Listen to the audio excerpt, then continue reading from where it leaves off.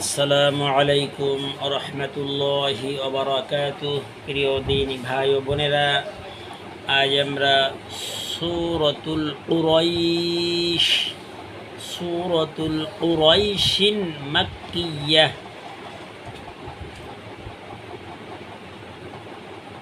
বানান করে শিখব।